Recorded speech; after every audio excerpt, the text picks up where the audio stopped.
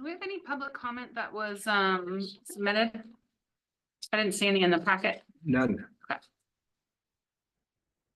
Okay. Well, can I call this meeting to order? Am I allowed? Are we recording? Yes, and you're off mute now. Okay, then I'm gonna call this meeting to order at 4:59. Any modifications, additions to the agenda? Just one on the consent agenda, the operations agreement with Hood River Soaring out at the airport. There's a slight adjustment. The agreement that's in your packet is a 6-month agreement and or actually it's a 12-month agreement, and we were looking at, they really would like to be lined up with January 1. Mhm. So we talked about either a 6 or an 18-month, and we just went ahead and did an 18-month agreement. So it will basically be $1,500 for the first 12 months and then $750, which on both accounts is almost a 50% increase. So that would be amended through December 31, 2025, with the first payment July 10 of this year for $1,500, and then another payment July 10 of 25 for $750. Okay, And that gets us 18 months through that agreement. They're at 501c. And where they are on the layout, we have no plans to touch that in the next couple of years. no, they're down there, yeah. Yeah, this area. So that's the only amendment to the consent agenda. Okay. And I don't see anyone sign up for public comment, so can I get a motion to approve the consent agenda with the modification for item B? I move that we approve the consent agenda with item B modified as described. Second. Any discussion? All in favor? Aye. Hi. Aye. Okay, any questions about the bridge replacement project update? Being none, then we can move to presentation and discussion items. Item A through the fence agreement, Mr. Greenwood. Yes, so a lot of airport stuff. I've lot gotten of very familiar with the airport over the last 2 months. That was the reason. You just were like, you don't know enough. Well, it's been good. I actually feel much more aware of what's transpiring out there. So this is a request from Andreas von Floto, president of Hood Aero. They're the port's current fixed base operator. And they are looking for basically, it's not an easement. In my report, it said easement, but it's really a through the fence agreement, a license, so that they can access this property right here, or from this property right here through the site of the old fuel tank, which has been removed, and access the runway. Just want to have a discussion. Tor's very familiar with these concepts out there. There's fees that are involved. There need to be fees. What are they trying to do with that piece of property? Build some hangars. But it's currently not properly zoned, correct? So It's, they have a little legwork. to it's do. zoned EFU, and there are a few different sections of the code that allow the construction of hangars under and consistent with EFU zoning. So Okay. they are pursuing one of those. I think it's reasonably likely they will get permission to build. And I'll just say I'm 100% in support of through the fence agreement. It's building something next to the airport that is related to aviation. It prevents more residential housing being built there from people that potentially are going to be not happy neighbors. Basically federal law requires that the port be compensated at or above a level for that through the fence agreement, at or above a level that is consistent with what on-airport tenants pay. So that there are a few different mechanisms to do that, but that's a law, it's a legal requirement. There's also another law, this is all section 126 of a 2012 law. there's also a law that requires that the through the fence tenant pays for any improvements to that area necessary to make the through the fence agreement work. So the financial onus is on the tenant to create the access. And there is a financial requirement that the tenant reimburse the airport fairly for it, so as not to undermine the port's ability to rent space itself. And so the laws are there to protect the rights and responsibilities of federally obligated airports. So I have zero objections to this, and I think it's a great thing. But I would love to hear ideas and questions if there are any. So two questions for you. Yeah. Looking at the land and coming across the road. Yeah. You're gonna have operating aircraft coming and going across that access. That's correct. road. Yeah, Do you guys see a problem with that? potentially. So a few things of interest. That road there is not a public road. So there may not be, and I don't know for sure, there may not be a requirement from the county with respect to traffic. I don't know how the jurisdiction of the county works there. I will say that the airport master plan stipulates at some point moving the security gate that is here to these hangars out here. So one easy way to make sure that there is not a conflict with, right now someone can just turn in down here. Oh, I'm gonna go check out the airport or whatever. If this security gate gets moved down here, then the only people going through that security gate are gonna be people who have a good reason to access the airport, who are gonna be aeronautical users, and who are gonna be well aware of the issues of moving aircraft. Well, and long-term wise, if we are going to potentially move the FBO to a terminal facility on the north side, This was always the plan. then that, To move the access out further, to okay, prevent people from just wandering into the airport. That's correct. okay. So, to me, that, moving that access gate accomplishes the greatest, a solution to the greatest safety concern there. So. Yeah, Have the people on the airport advisory committee weighed in on that? Is there any They have. reason, and is everybody good? I don't think there were any concerns. And the Wham people, not that it's Wham area, but just Mhm. everybody's good? Yeah, I don't think, Sweet. I think the representatives of WAM that have heard about it don't have any issue with that. Do we know how many hangars they're trying to build out there? Two.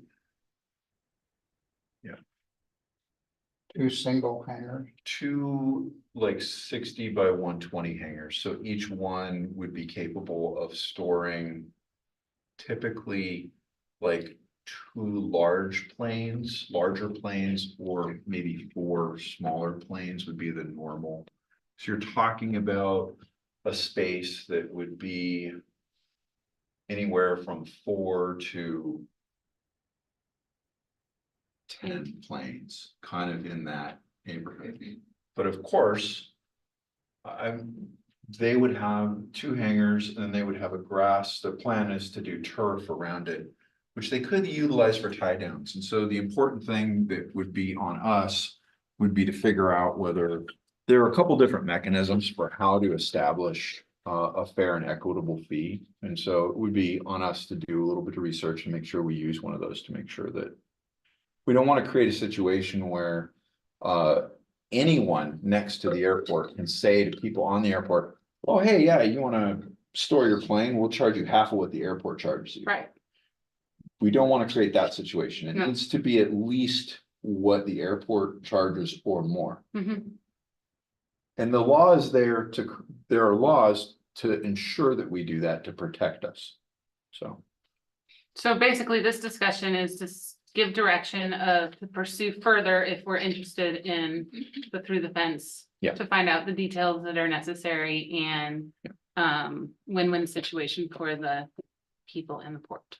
I'm trying to understand why they're doing this instead of helping us develop those hangars on the east side up on the top. So we have a different entity that is more interested in doing that, and they're not interested in doing that, and for whatever reason, and that's fine. I, Okay, Yeah. and the only other thing that I would, I apologize for taking the time, but that's all right. if they've got two hangars Yeah. and we eventually want to clean this out, I think, and make it look a lot nicer. Yeah, over time. It's Yeah. pretty junky right now. Yeah. Why not put them right in here? With the hangars and go that way. So that's where our T hangers are gonna be that we're planning to build. So that's all. We've got great stuff happening there. Yeah, it's to my understanding that they like it because it's off port property. On their own land, they can. It's on their own land, Do what so they they have a little bit more control over it. Takes advantage of the spot where the old fuel tank used to be. And Okay, it so also, the only access would be like right there? That's Mhm. correct. Okay. and we would be able to develop it and tie it in with those T hangers because it sounds to me from talking to some Yeah. airport people.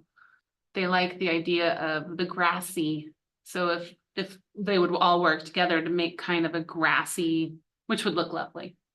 So the only other thing that I would say you need to think about is, again, depending on volume coming across here.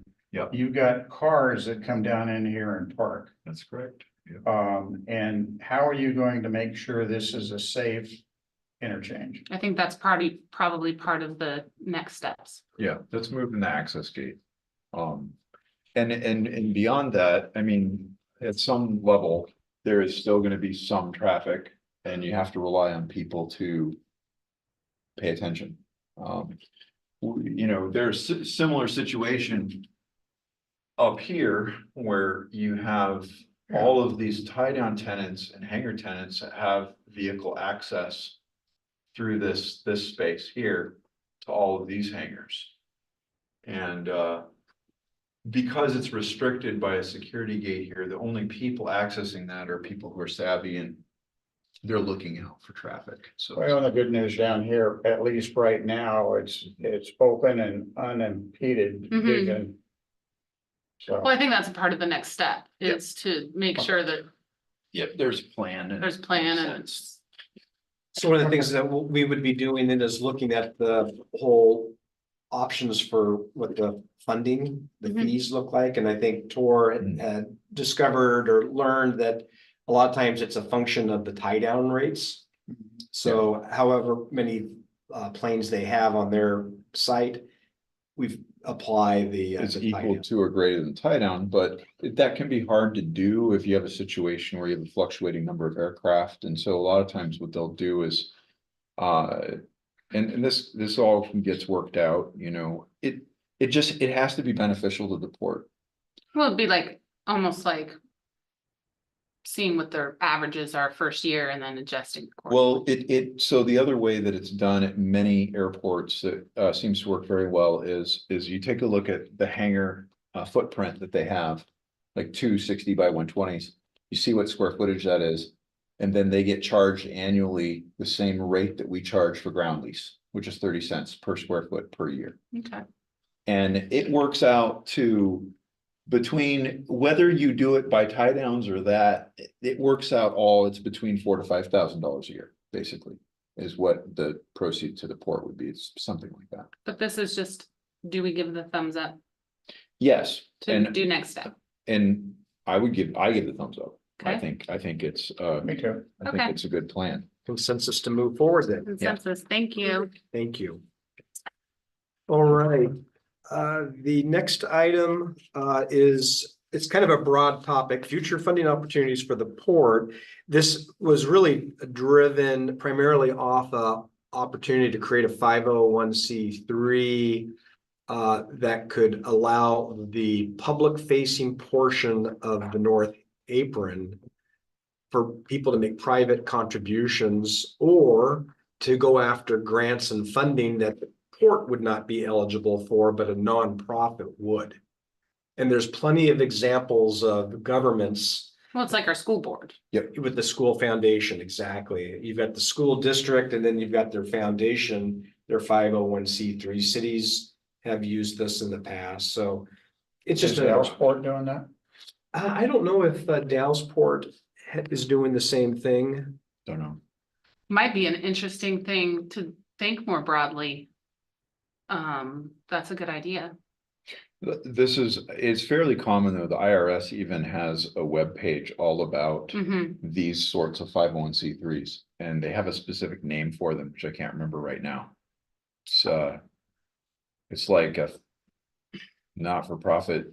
It's not like an accessory. It sounds like it's an accessory to crime. It's some kind of a name they have for 501(c)(3)s that special district governments create. That allows the public to donate. I mean, currently the public can donate money to the port. It is tax deductible. But there are certain kinds of trusts and foundations and things that must only donate to other 501(c)(3)s. And so this is for that. And it also makes it a little easier to issue letters to people for their taxes to use. So I have some people that have talked to me about donating some very significant amounts of money to help us build a terminal building at the airport if we are set up with a 501(c)(3). Mhm. And could this fund would be able to operate more than just for funding things at the airport? Absolutely. We would just want to clearly for our patrons to Absolutely. earmark everything and. It would be a very broad thing. It's a 501(c)(3) that's part of the, Port of Hood River. And it allows the port to accept money to the 501(c)(3), and people could say, hey, I would like to donate some money and I would like you to use it to beautify the waterfront. Mhm. And then we track that earmark and then we're obligated to use that money in that way. So Looks I like the school applaud you district. guys for thinking out of the box. Yeah. That's cool. And so what I'm about to say doesn't take anything away from that. But I think we gotta make sure we understand all the ripple impacts of this. Mhm. Similar to what we found when we accepted whatever it was, Kevin, $70,000 to put the boat dock in, and now it's locked up all this land. Back in the 1970s. Yeah, so we want to make sure we're not stepping into something similar that Mhm. ties our ability to make changes and develop land and so on, because Yep. we've got this. Well, there will be some added finance time because it's It's a separate reporting system. ancillary. Exactly, it's a Mhm. separate legal entity, and so it will have to have its own audit, it will have to have its own set of books, it will have to have its own bookkeeping. Yeah, and the question on that is there a geographical tie to that entity and a geographical tie to the port entity? And you can't move back and forth between the two. I don't think And I'm so. not asking for the response, but I think before we pull the trigger on it, we better make sure we really understand this, which would include having somebody that's done this Mhm. really explain it to us and then get the lawyers to explain it to us as well. Well, it's kind of like the Community Ed Foundation for the school district. Someone donated Pine Grove School with the stipulation it stays a school. And so that's why Pine Grove, even though it's not a school, they still have administration and preschool programs there. Right, I'm To heartened by fulfill the the- fact that it's very common. Yeah. And that the IRS actually has a whole set of web pages that talks very specifically about it, like, here's the template. Yeah. Here's how to do it. And you're correct, it's very important that anyone who donates money, that it is used for a public purpose. Like, that's the big one. They don't want people donating money to a 501(c)(3) that's affiliated with the port, and then that money being used in a way that doesn't benefit the public. Yeah, so as an example, let's say they dump money in, Mhm. it's like segregated funds, it has to stay in this particular area. Yes, Until it gets. Now, if we wanna harvest another area within that area and pull funds out to go fund another piece of the port. Can we in fact do that? And if we can't, we need to make sure we understand the Right, thing. not if it's earmarked. So Yeah. this allows donors to say, hey, I would like to donate, someone could say, I would like to donate money for you guys to put public art on the waterfront. Now, we can always say, we don't want to accept your donation with that restriction, that's fine. But if we accept that money, then that obligates us to use it in the way that they want, that's Mhm. my understanding of it, which is reasonable, I which is think. great. But it does make it easier for us to raise money.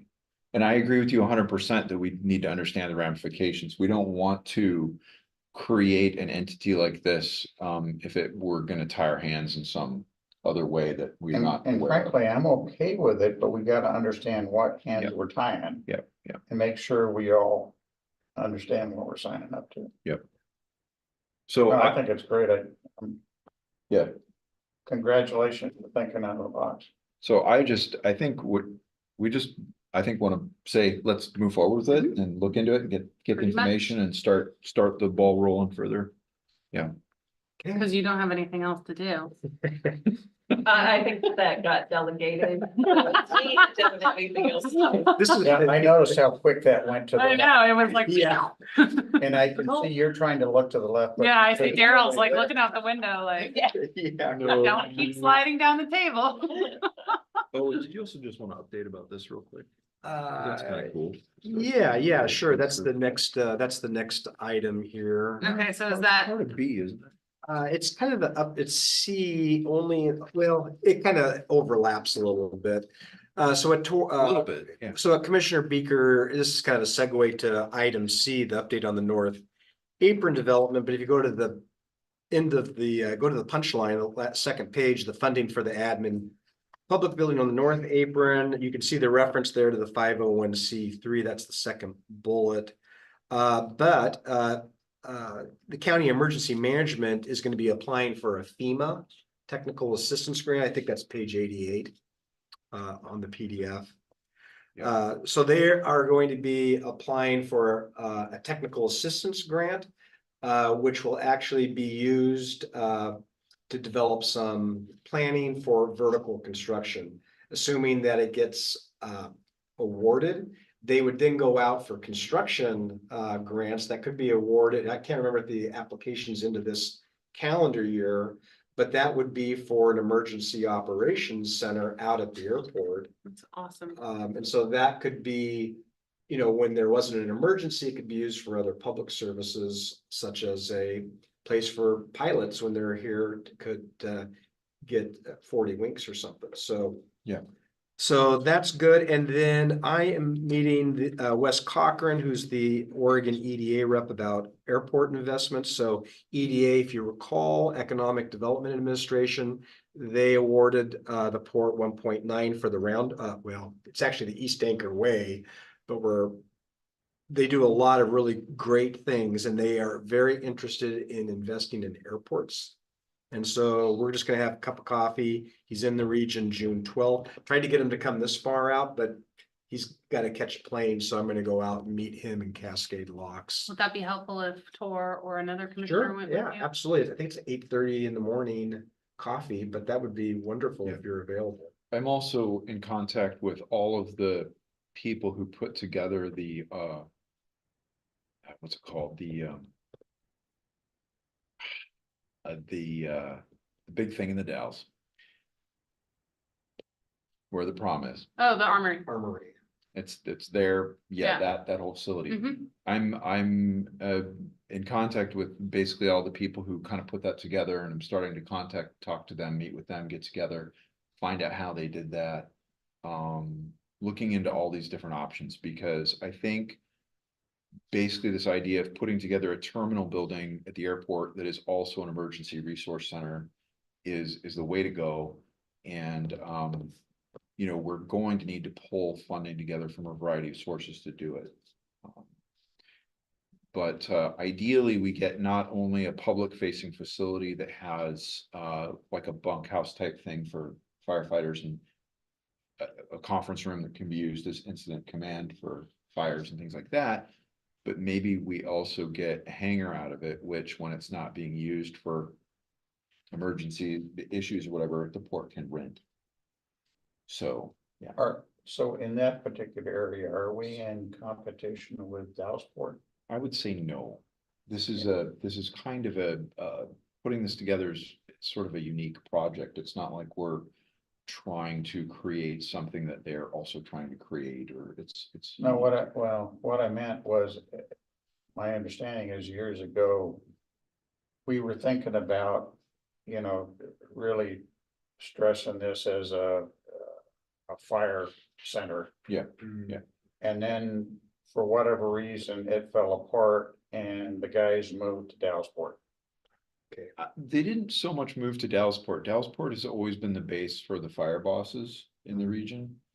And that's gonna remain true. They have a facility there and they have Jet A fuel available there. But when we had the Eagle Creek fire, for instance, our airport was covered with helicopters and I remember that. and when we have things like that, or if we have the Cascadia event, having a place that's closer in like this, with a place to sleep and all this, they don't have that kind of a thing in the Dalles. And they're Well, and trying- even that, the facility in the Dalles is gonna be used by residents of the Dalles. Yeah, So that, yeah. that, this is for more than just fires. yeah, Yeah, well, and their facility is right-sized for their community. In an emergency situation. Yeah. We would need our own. so, yeah, it's like I said, in a lot of ways, it's kind of a unique situation. And I don't really see us as, I mean, I'm very conscious, I talk to Jeff a lot, and I'm very conscious of the differences in missions between our two airports and what they're trying to do, and what we're trying to do. And I don't, like he does, they're a different kind of airport. And I don't see us in competition so much as being more complementary. And I don't see it building this kind of facility as being an issue or stepping on toes or anything like that. So, Where would you put the facility? On the north, right? Right there. this pad. Yeah. Because this is the site where we've always planned to do like an airport administration type space. So this would be sort of a dual use. Putting right here. And from a selfer standpoint, it's really got an incredible view. Yeah. And there are some other interesting opportunities, not for funding, but rather for coordinating with making it accessible to the public and stuff I've been talking to some of our local restaurateurs about that development. And I've kind of talked and felt out with them, hey, any of you guys interested in helping pay to build it? The answer that I'm getting is no, but if you guys build it and you have a space that we could rent or something like that, That'd be right. we would be interested in doing that. Now, whether that's just an area to put a food cart at the minimum, or at the maximum, something like actual interior space with a kitchen that they could lease and serve food, there's options there. Well, if you could, as you develop this, if you could get a long-term agreement with them, Mhm. you could use that as collateral to get a loan. Right, potentially.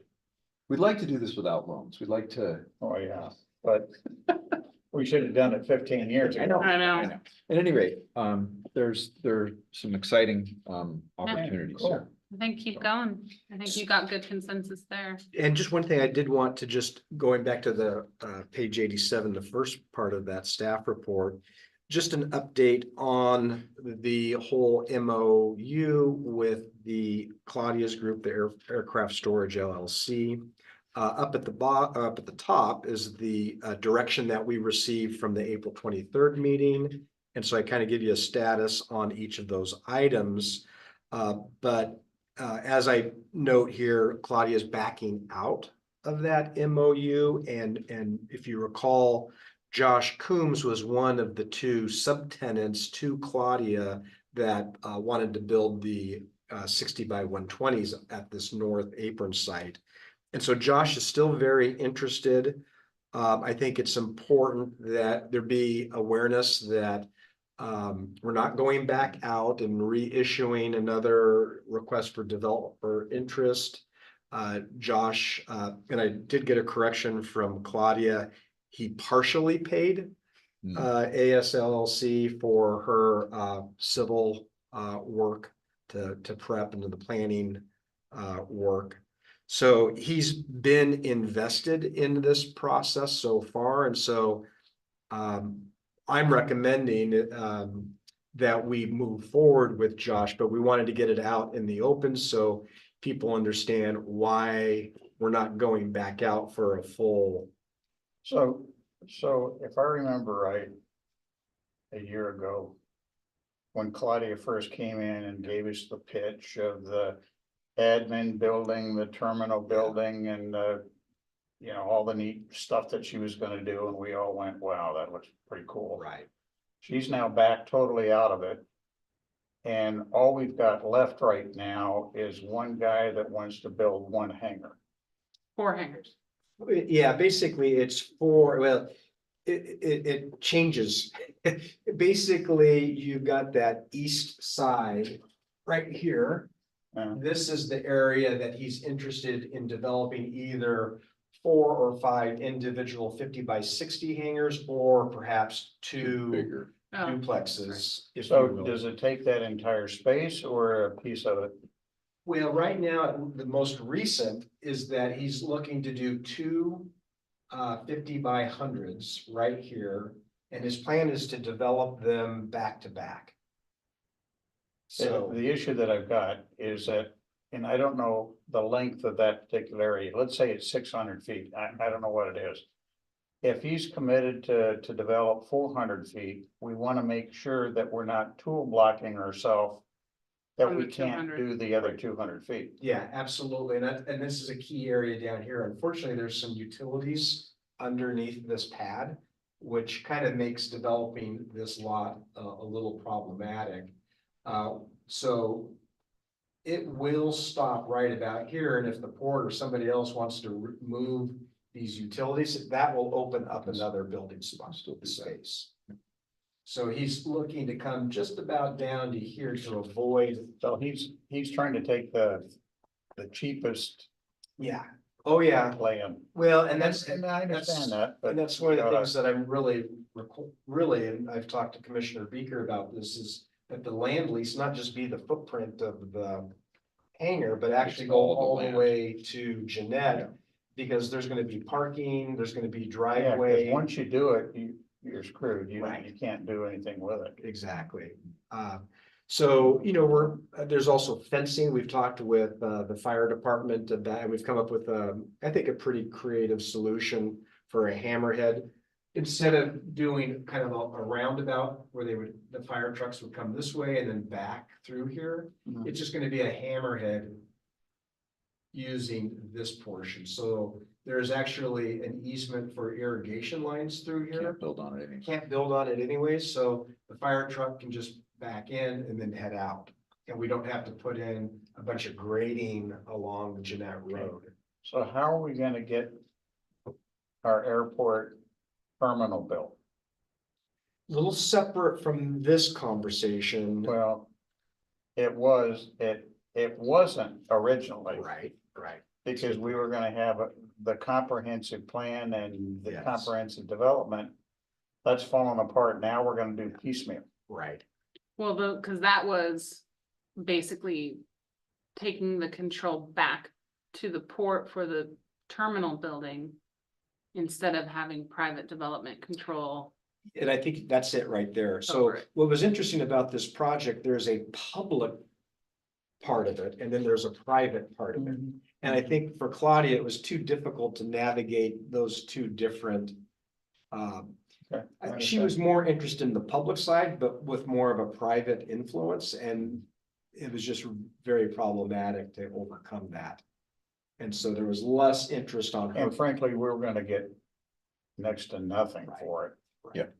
I will say that this plan to develop the current plan of building these hangars on the east pad is consistent with the port's long-term plans and consistent with the architectural diagrams the port had intended to self-fund years ago to build there. So it's the exact kind of development I think that we would like to see on that location. Yeah, the challenge is the cash cow is going away. Well, So I agree with everything you guys are doing. mhm. What I would suggest that you do with this development is the neat report that you guys have put together now that shows profit loss in each of the operating centers. Yeah. You take a real hard look at the airport and you take a look at development. How much are we gonna get? What's the rate of return? What is it gonna generate? To try and get the airport self-sufficient and actually making some money to put aside for future development. Absolutely, yeah. Yeah, so I think this is a real good first step to get some kind of vertical construction up at the airport, the first, at least on the ports side in many, many years from what I've been told. And I think that the main reason that we kind of wanted to at least just bring it up tonight is it is according to what we have, it's to my understanding, is that the port is following the public, policy rules. And we went out for procurement, but as a commercial development agency, we do not have the requirement to, since the MOU with the Bonflotto Group is being canceled, we don't have a legal obligation to go back out to the public if we so choose not to. Correct. So that's the main question that we We have for didn't this in the first discussion. place either. Yeah. That was a choice that was made Right, to do, but it's not necessary. it's not required, exactly. So I think that was the thing, because some of us are getting phone calls saying, well, Don't you have to do that? don't you have to do that? Yeah. And so, So you guys are using your knowledge to say this is true. Has anybody checked with legal? Oh, yeah. Oh, yeah. We've been talking with. that's why we wanted to bring it up. Yeah, Okay, no, she's been very helpful. Some of our other municipal clients have airports Mhm. as well, so, hey, as far as I'm concerned, go for it. And then the last thing that I wanted to bring to your attention is just this easement with Terry Brandt Mhm. over at Wham. And so this has gone back and forth. Ashley has been very involved in developing the agreements. FAA, this is one of those situations that I think the term that Tori used at the airport committee meeting was is FAA really going to require this, or are they going to really require it? And the issue is using an easement versus a license. And since Terry already has an easement there, he does not want to give up that land right. Now, down on the south end, that we talked about earlier, that would be a license. Because we can't do easements anymore, correct? That's correct. And the easement you're talking about is that field coming into, Yes, right there. So right now, the easement that's on the book is from minor reading and legal's reading starts from here, 200 feet over here. So the fact that there's an encumbrance here makes it difficult to build anything on this east pad. So Terry has agreed for a new easement here with access down to the runway, which is totally appropriate for the airport. And so FAA and Ashley really wanted it to be a license, like a through the fence agreement. And Terry's like, no, I'm not giving up my easement, my property right. And so today I met with Terry yesterday to work through this. And so he was pretty firm on that. So I went back to Ashley. I said, please, she's got some contacts at the state aviation. And Great. so she's gonna work with them and see, hey, since this is a pre-existing Right.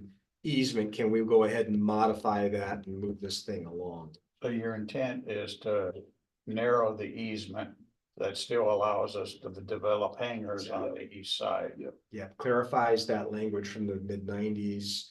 And solidifies everything. Yeah, it much easier to read, to understand. Terry's totally in agreement. He just doesn't want to give up that property right, quote unquote. And can I clarify? Yeah, please This do. is- This is a WAM easement, correct? It doesn't actually belong to Terry correctly. Is that correct or is that incorrect? I think that Terry, It is I Terry's. think Okay. it's Terry. yeah, I- I think he technically owns that parcel of land. Yeah, Okay, that's correct. The parcel of land is Terry's, not Wham. That is Correct. correct. okay. He That's what has I was asking. plans to Gift it. gift it to Wham in the future along with. But he's currently the legal owner. He is currently the legal owner. Okay. So I don't know if I want to ask this. We need to move along.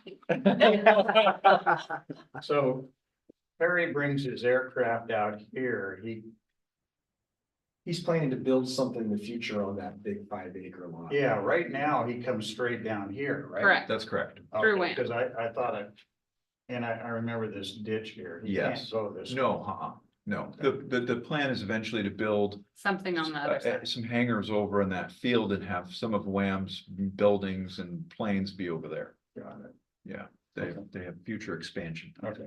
Yeah. So that is ongoing, and that's actually, before we do anything on the land use application with Josh Coombs, because that's really the next step, right? Okay, we've talked about this. I'm gonna sign a land use application with Josh. So he can get that submitted to the county, but before we do that, we want to make sure that we get that easement issue Yep. resolved, and so Josh understands that, all the players understand that. So does the easement say from that fence all the way down to the runway? Yes, it does. Yes, So it you does. can't do something like. Here's his easement now. Mhm. If we just move this building down a bit.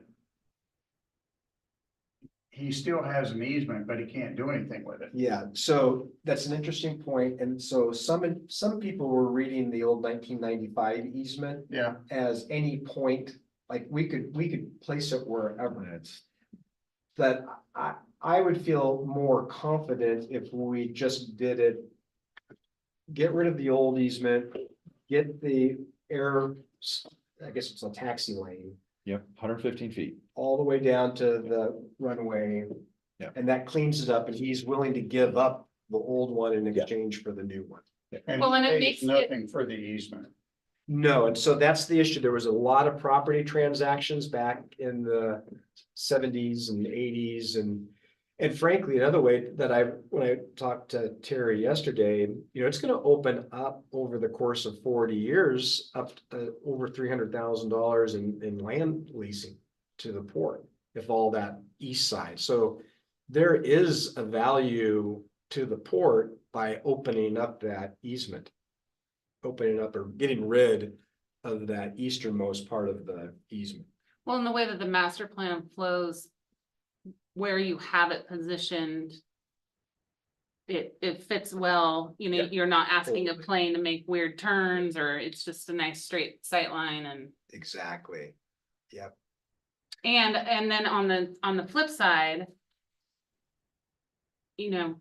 Seeing that we would like to potentially use that north pad for a emergency facility. Yeah. We would definitely want to be good neighbors with Wham because they have a significant amount of parking that we would potentially be able to Yeah.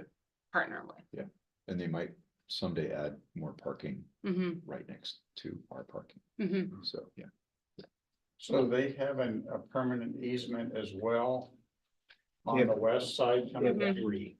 There's three, yeah. So there's no One way here, that we can One here. throw a gate up there and say, deal's off. No. May I interject? That's actually not true. The easement is, Mary may access the airport at a point that's 200 feet west of the southeast corner of that field where you listen to camping.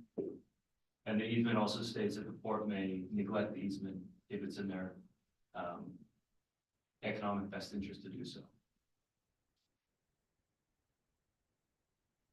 Yeah, I'm not saying we want to do anything with it, but we understand what our rights are. Yeah, Well, it I and- sounds like- guarantee you he does. yeah, Well, and it sounds like for us to move forward with the land use permit, we do need to continue this conversation and solidify it.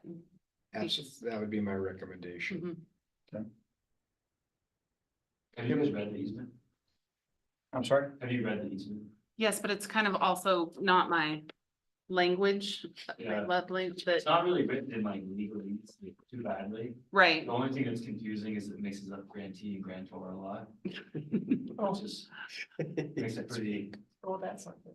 Yeah, awful. And Yeah. then it also causes you to cross-reference several different plats to figure out what's tax lot 3. or yeah, that's where I couldn't parcel figure, 2. and like where exactly the lines were and the, Yeah. yeah, that's what I couldn't figure out. It could use some cleaning up. Sounds like that's what Kevin's working on. Yes. Trying, Okay. but I think we're done on that. Did you guys already talk about an easement on the? We did. south? You're through the fence? Yeah, We gave positive direction to move forward on that. sweet. All right, that's all I have as far as the update on the North Apron development, and so that comes to dues and memberships. Okay. I wanted to be respectful. Did you have anything, because you were not here for public comment, did you have anything that you wanted to add or? No, I just wanted to make sure that I got in front of you, that just trying to basically do the same type of easement that Terry has. Yes, And basically what he wants to do, build some hangars, open up space for airport development. I will point out, and this hasn't been brought up before to you guys, is that on the master plan, airport layout plan, ALP, it does show that that specific tax parcel is being a good option for expanding the airport.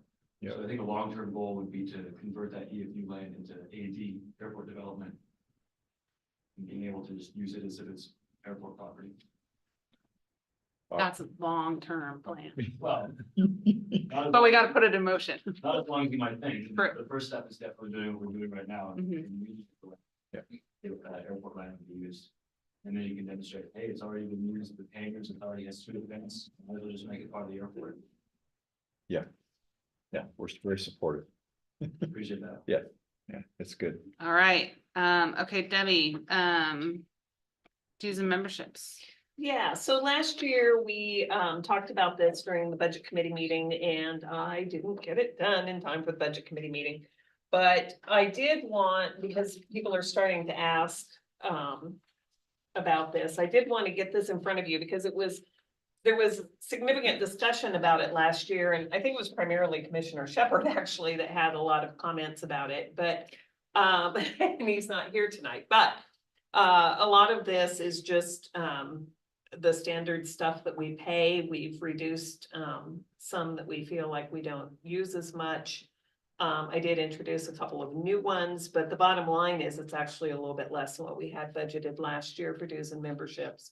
So I wanted to bring this forward, and I did point out specifically Art of Community, which has actually already requested the payment. And so I did want to make sure before we move forward that this was approved, or that at least was brought before you. It doesn't need a formal approval. I just need your consensus to move forward or discussion about, what we need to change if you feel like anything needs to change. But I just wanted to bring it forward for discussion and so here it I is. got a few questions. Okay, It looks like the Oregon Ethics Commission dues more than doubled, is that correct? that yeah, that, reflects- well, they didn't. The 700 was way too low.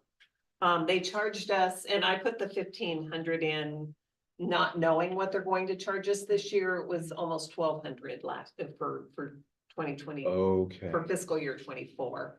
So, and that's required, actually. We don't really have much choice about that one. huh, So that one's required. What does that go to? Just, The state.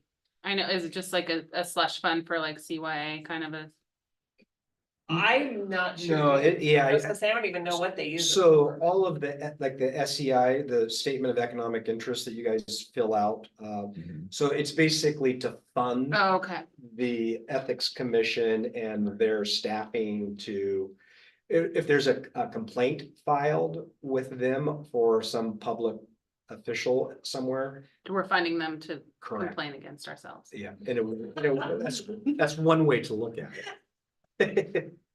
But it is a requirement by Right. statute. Yeah, that one we don't have a lot of choice about. But Art of the Community has requested a check. Yes.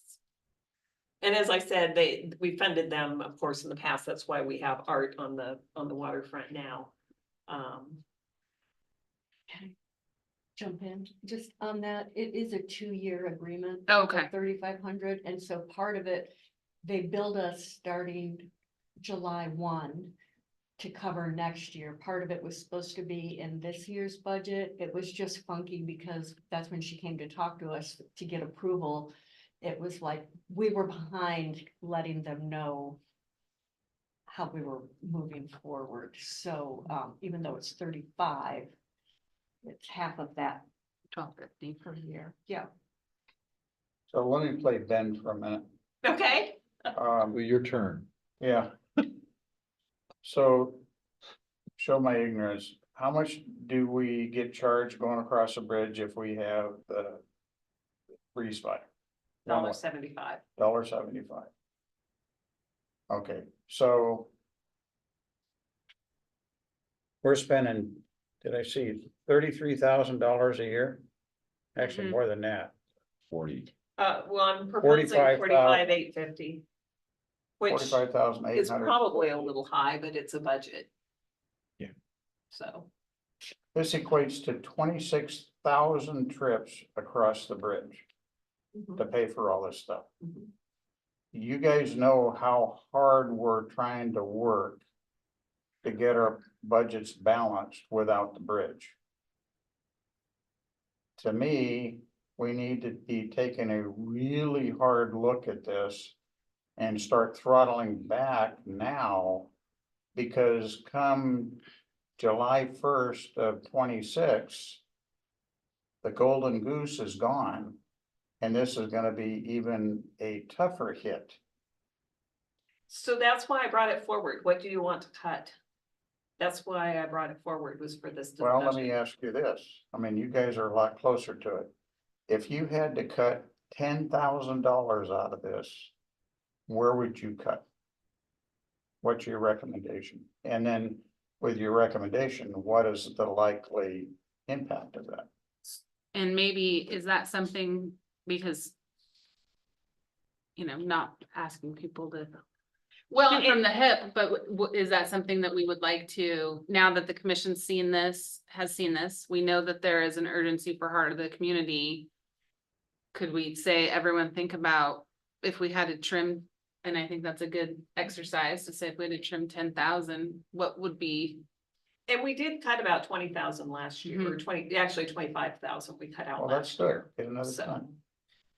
Other than a few required ones, I could cut all of them, other than a few required Well, ones. But I think that it would be bad for the port as a whole to cut all of those. Mhm.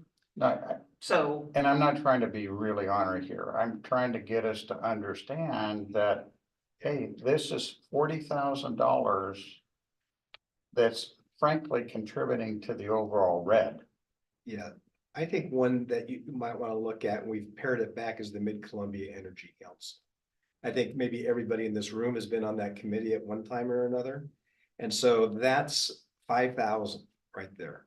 So, we pared it And back. it was 10,000. Mhm. It was, and they requested 20,000 last year. I I don't actually. care what you request. Well, no, I know, I'm just pointing out that in the past, it was 20, it went to 10 this year, although we haven't actually paid them anything this year. Because just because something's in the budget doesn't mean we pay it either.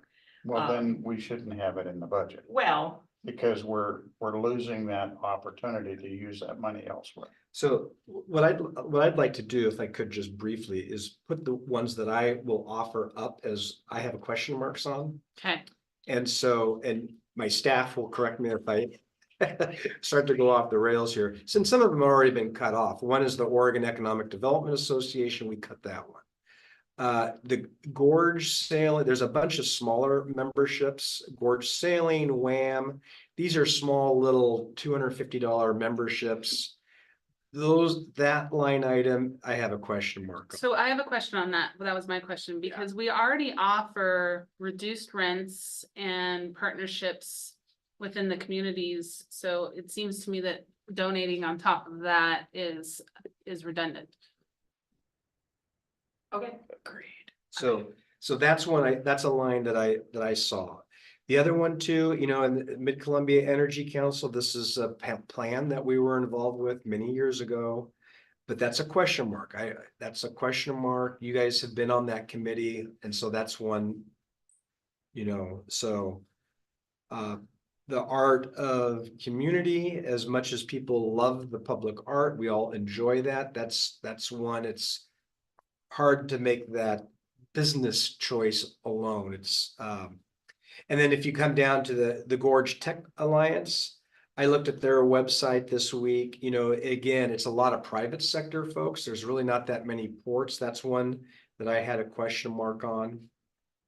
One Gorge is kind of an interesting one. It's more of an advocacy group and there's no membership fees, but they do, Commissioner Fox, you may recall this, they would do the taste of the gorge in Olympia and in Salem. The gorgeous nights. is The that- gorgeous Yeah. nights, exactly, and that's where a lot of lobbying takes place. And so everybody kind of throws in a couple bucks to go fund that government affairs. And so that I have a question mark, though I do see some benefit in that vein. And then, you know, if we go down to the bridge fund, the Pacific Northwest Waterways, I think I didn't see, that one's already been cut. And so those How ones about the that. next one? What's that one? IBTT, that was my other that's- question. Tolls. Yeah, IBTTA, and I think that as long as you're a tolling organization, it really makes a lot of sense. They're the ones that are really promoting like the 6C interoperability. They're funding a lot of that work. We do have a regional group that's working on that, but IBTTA funds a lot of the technology and research that's going into tolling and all electronic tolling. Okay, but if we have 5 years before we open the new bridge. So 5 years times 7,000. $35,000. Are we gonna get $35,000 worth of benefit out of that organization on a bridge that's going out of business? It's not for the bridge itself, it's for the people and the tolling that we do right now. And I would say yes, actually, believe it or not, that's a very valuable organization. What is, I mean, I have no idea what is it that they, Again, it's going into the research. So for example, one of the things that they've really been doing a lot of research in is that people have figured out how to clone transponders. Yeah. It's not a big thing here in this area yet, but it's East huge Coast. on the East Coast. Mhm. They clone them. So they're working on technology to add an extra digit in there that's to make it very difficult to clone, kind of the same way that they've worked on our bills so that it's difficult to counterfeit $100 bill. Mhm. They do things like that. That's one thing that they were working on recently. Does it make sense, though, to contact them and say, hey, we're going out of business? We can afford right now half of what you want. Here's a question though, cause this is for the port, this isn't for the bridge authority, right? Right, this is for the current bridge. Right. Even once the port doesn't have the current bridge. Let's say we stay in the tolling business, let's say we expand our breeze by, are we still gonna belong to the IBTTA? I think it would make sense, Right, but so I don't know that. I think long-term, we may wanna retain that relationship with them, well, they might be able to help but maybe, advocate us for smaller. but they do base it actually on your toll revenue. No, what I'm saying is, they could help, like, if there was an agency that said, we wanna start tolling, and they could help facilitate or encourage, say, this is the right size software for you, or. do you think that membership we- or that organization could help the port leverage into getting its services out there more broadly and making that, I mean, do they have I mean, they have that kind of knowledge. They're that Okay. kind of organization. I But don't know. also that we they're- can- But they're national Yes, and we can only do stuff in the state of Washington, in the state of Oregon, correct? That was, I remember Fred talking about, there was an issue of, could we That's do probably something in true. Washington as a public agency in the state of Oregon? I don't think that we could, And so you're. so right we're now, limited to your the state of Oregon. Other. but if we job would need to- be Cascade Locks, Right. which we're already doing. Exactly. So where it would maybe make sense Hmm. if and when Portland I-5 become a toll bridge, the likelihood of them giving us that contract is probably about that big. well, actually, WashDOT already has that contract to toll the interstate bridge, so. Cause we can't toll, nobody But else can toll in I, Oregon right I now. always had a problem with Fred trying to create this into a next Microsoft. Well, but I would say, and Debbie, correct me, but there's a pretty large barrier to entry into this market. And I guess since we were like the charter members, the cost to the port are relatively cheap compared to other agencies. Like if the Bridge Authority went out and tried to generate their own software, it would be quite a bit more expensive, my Mhm. understanding. Yeah, but I understand what Mike's saying is a business model. Right. Are we Yeah, really, Fred- do we Fred- really want to focus our energies into? We're not a Marketing software and- development house. Yeah, though it is kind of interesting because we obviously have the Port of Cascade locks. Right. You know, there's at least 3, maybe 4 ferries that are run by counties, in some case, more than one county. And so this technology theoretically could be used in On those those. types. Well, I of think situations. maybe this is a topic for Further. future development, further development and so on. But it just comes back to the list, Mhm. you know. We gotta make some tough decisions coming forward. And here's a possible list. Here's a to start question, winding down. about this IBTTA, that comes out of the bridge fund, right? Mhm. So is that coming out of money? Here's a question.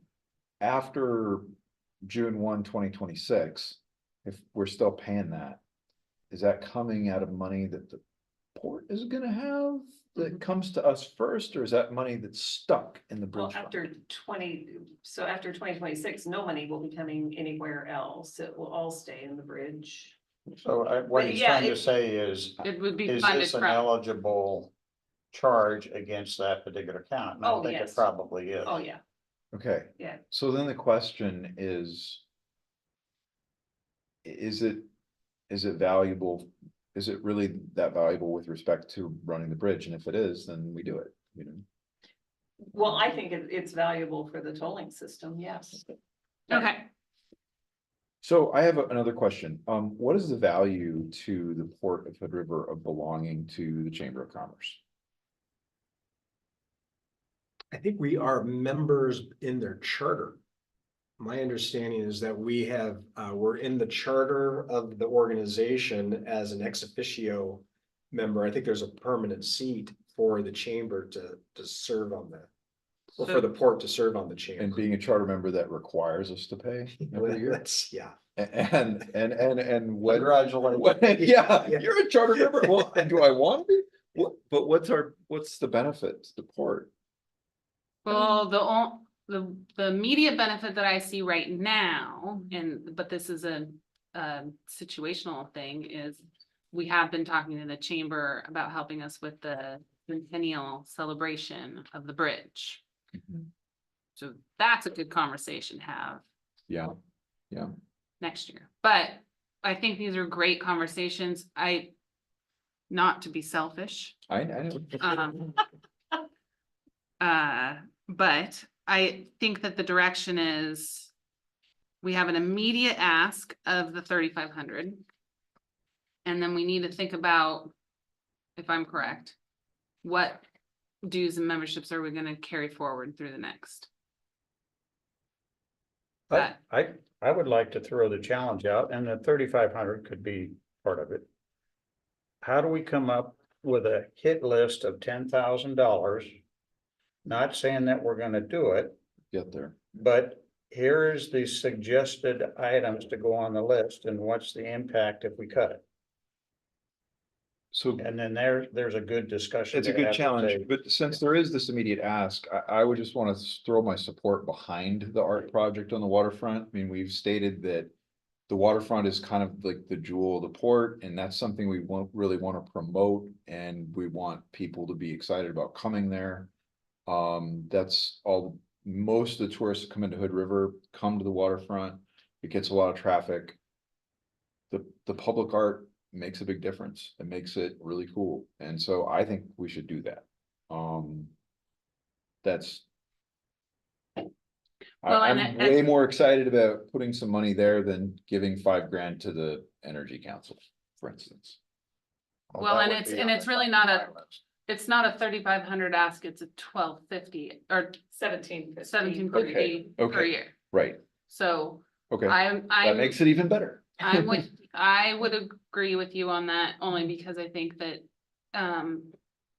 having an artistic, it tends to detract from, graffiti. It does. It detracts from other things It because elevates people appreciate the it. whole Thank waterfront. you. It elevates. Yeah, Well, let me throw in one last thought on that. Sure. Maybe that's an area that's perfect for a 501c. Absolutely. Okay. Yeah.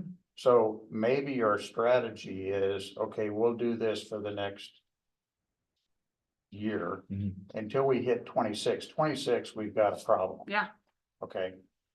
But we start gearing our thoughts up. If the 501c thing is a good thing and we can work it out. That's a target to use this for. Absolutely. I agree with that. But I think where we gotta be thinking of, and we're doing the same thing on the bridge, guys. I mean, in magnitudes. Trying to hold on to the $520 million, because there's a lot of pressure to let that blow out. So what I'm thinking here is that we ought to identify which are the ones that are really gonna start hurting us July 1st of 26. And those are the ones that we ought to really be paying attention to, because it's gonna come right out of our problem. Whereas if it can still be funded legally under the bridge repair and replacement fund, that's a little different issue.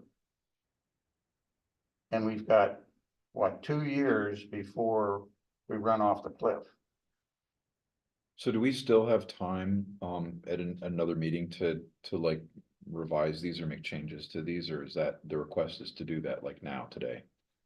Well, so at your next meeting, you're going to adopt the budget. Okay, But there's two things with that. Again, I go back to the idea that just because they're on this list doesn't mean that we spend them. agreed. It's the So, ability to do that. Yes, Yeah. because we do, I mean, when you look at our budget, our bottom line does show a deficit. Now, there's a couple of things why that's okay at this point. The main Yeah. reason being that we don't spend we spend approximately 95% of our budget, which is really standard because we have to have enough cushion that we're not coming back to you when we go over our budget by $50 every time. So there's cushion in Okay. various places.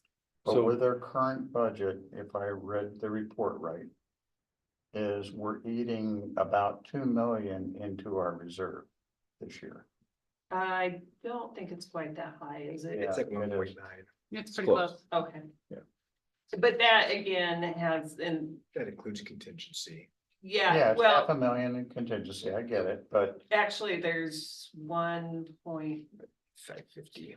1.550, there's a little over 1.5 million in contingency.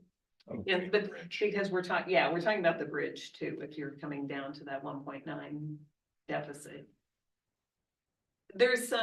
I tried to show some different things when I was going through here and showing that, so I'm giving you I give you the worst case scenario. But today. But I give Yes, you in the but budget. stay on For track. today, we just, the guidance to pay the Arctic community and to work on hammering on these is what we need, and we're good, right?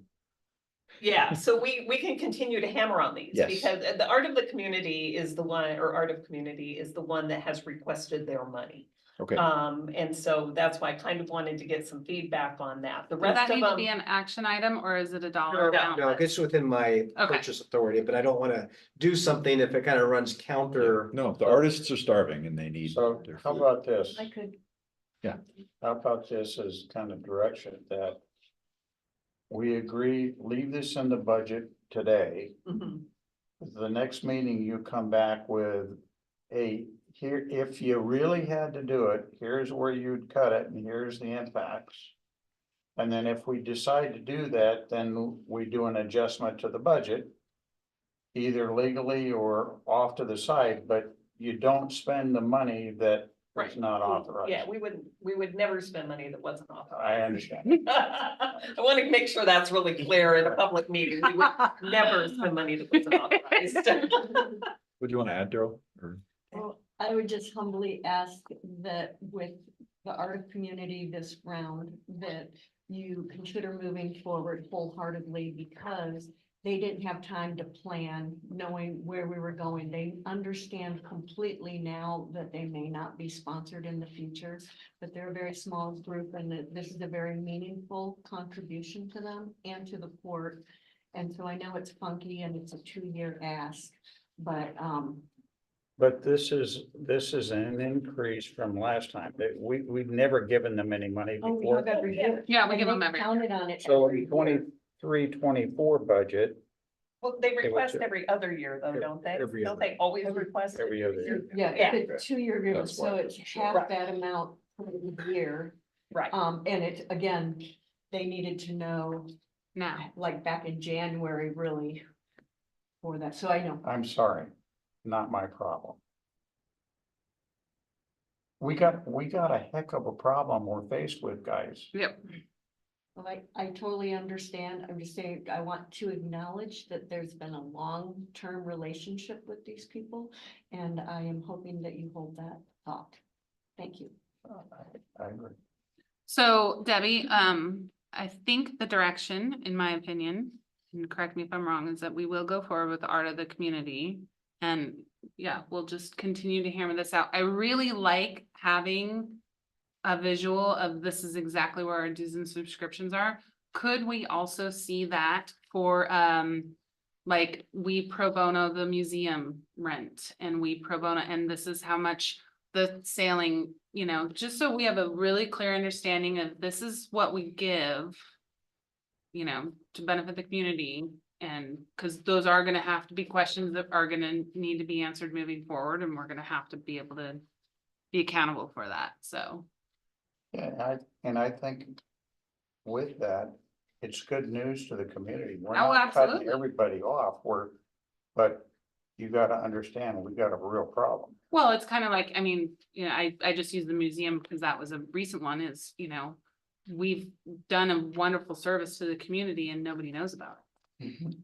And so that would be a wonderful thing for us to showcase of, we've not only supported financially the museum, but the building and, you know, that has a financial, You know, and again, I think this is an opportunity for a news article. exactly. And the sooner the better, so we start setting expectations of the community. That we're gonna still do our part. And we're gonna help the community, but the community, you gotta understand. We got a problem coming at us. So does that help? Does that give good? That was what I was looking for. Great. Next. Just a couple real quick things on the ED report. I do want to give a shout out to Patty Rosas and Iana Scoggins. They both attended human resources training conducted by HR Answers, which is our insurance provider's HR consultant. There is interest in coming back with an update to the personnel manual. If you recall, that came several months ago, but there is interest in coming back to that. I talked to Commissioner Fox, but the rest of the commission, we're making progress with the Coast Guard on the 30-day notice request on the rule change. The actual notice is ready to go. We just need to do some more outreach to some of the vessels that we don't have really good information on. And so it's amazing the software that the Coast Guard has to get owner contact information. So I'm shooting for June 1 is when the Coast Guard's going to be sending that notice out. is what we're So hoping. then June 2nd, we start. Well, Stop. then there's a 30-day time for the notice to mariners to get contact, and so it's probably another 60 days before we get the notice from the Coast Guard to. Have we gotten any requests for lifts? We did get one, and in fact, it was when I was making the phone calls, the guy was like, hey, thank you for calling, we're gonna need to do a lift in late June. I talked to them again, because I've tried to talk to everybody twice. Yeah. And they have spuds, and so they're thinking that if they lower their spuds, they won't, because those are 90 feet. Well, did you remind them that if they go through with the spuds up, that's $23,000? Yes, I did say 23,000, but I said that the Coast Guard frowns upon that. All right. It'd be nice. Well, I'm asking something from these guys too, because they're gonna get to see the notice, and I want them to understand that they have the right to the waterway. We're really humbly asking for their support for this 30-day I'm notice. glad you're calling. Yeah, right. Moving along here, Bloom Mountain has a new CEO, Dan Bubb, who was the founder of GorgeNet, is going to be serving as the interim CEO there. Port staff is going to be working with the museum, WAM, and True West, the chamber. We're going to meet 3 o'clock here on Thursday to kind of put together what that looks like. We'll bring back any kind of formal request to you probably in that June meeting. Gretchen Goss mentioned the newsletter. Gretchen, who is our contract communications person, is starting writing articles. Patty is working with her, and one of the articles is with the museum. So the new executive director of the museum is going to be a feature, and the donated rent at the Big Seven. Yeah, I have a meeting with her tomorrow to start with the newsletter. Great, that's great news. Just got the proposal from Jeff Renard, the airport consultant today, so I don't have anything to give you today, but I'm hoping next week that we could call a special meeting to review that, because I would love to get them on sooner than later. It's 6 months, the proposal's within the sole source requirements, so we don't have to do other bids. And then finally, the Port of Cascade Locks is hosting a Captain Tom Day celebration on Thursday, May 30th from 5:30 to 7:30. It's free. So if you want to go, they're celebrating Tom Cramlett's 40 years working as the captain of the Sternwheeler. Is he gonna be on this summer, or is? He's still Okay. plugging away, and so it's a free You guys event. haven't gone on the Sternwheeler with him as the director or as the commentator? I highly suggest you go. So there are still Do some they free. do meals on there? They do a dinner cruise. So they do a dinner cruise. It's a sunset one and it's gorgeous. So definitely a cheap thing to do for free here in the gorge. So I'm gonna definitely go and check it out. So with that, that's all I have for the ED report. Unless there's any questions in that. Nope. Okay. Then moving on, I was waiting for someone to. Me.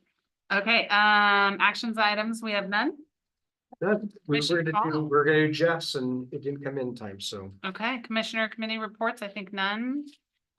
We had an airport committee Oh. meeting, but you know what, there were a bunch of different things discussed, and I think I'll wait till the whole commission's here to share them. Nothing's pressing. Okay. Any commissioners have anything they'd like to add? Yeah, I'd like to recognize Debbie and Kevin on the effort for the new report, the one pager. I'll tell you, I think that's a breath of fresh air. That's really good. And taking it a step further, the timesheet that you've put together as far as charging your time to certain codes, I think that's absolutely the right thing to do. And it's gonna start showing in detail where our money is going. And then you guys can manage it, I think, a little bit better.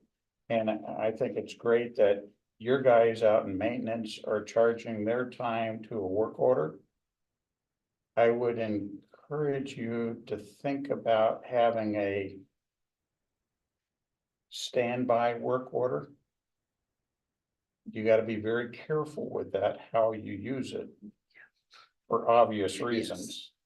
But if you could get it accurately charged to, that tells you an awful lot that you could. Help modify the workload and actually get more work done for the same amount. Of bucks that we're paying. So absolutely, in my personal opinion, the right thing to be doing.